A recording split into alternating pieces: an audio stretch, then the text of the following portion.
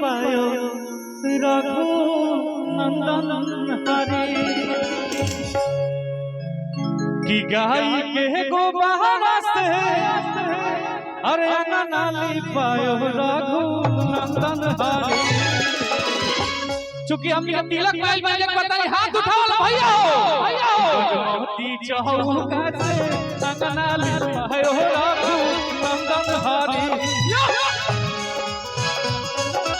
क्या बात है गाय के गोबरा से अंगनाली पायो रघु नंदन हरि।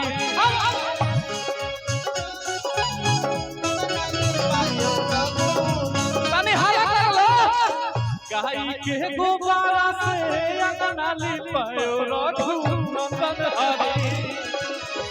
अरे वो बुझाता घरे परिवार से बानी ना लइका का आने रहुआ अच्छा भाई के लायक चली हम जान बनिया। अरे छोड़ दे देवे एलबा के खींचे तो भी ले गाय के गोबरा से अंगनाली पायो रघु नंदन हरि।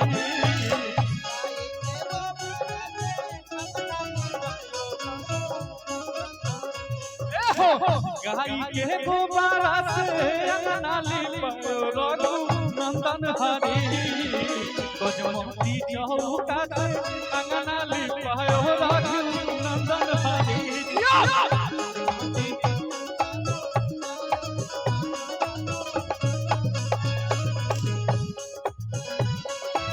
चलिए भैया की तरफ से हजारों रुपए पुरस्कार बा।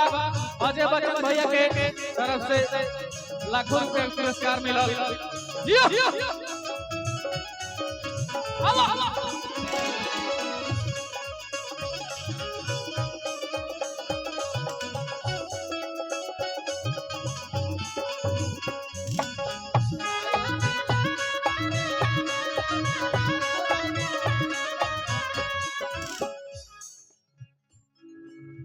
अब हला ही नहीं है तो क्या गए लगता है जैसे सारे संसार की शादी है भैया लगता है जैसे सारे संसार की शादी है। आज मेरे यार की शादी है आज मेरी यार की शादी है आज मेरी यार की शादी है आज मेरी यार की शादी है।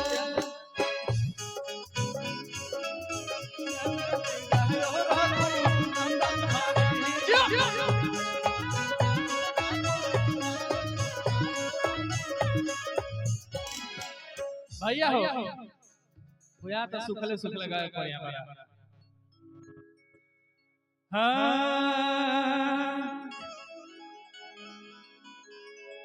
अरे की डोली में जाए ना तो सारा दुआरे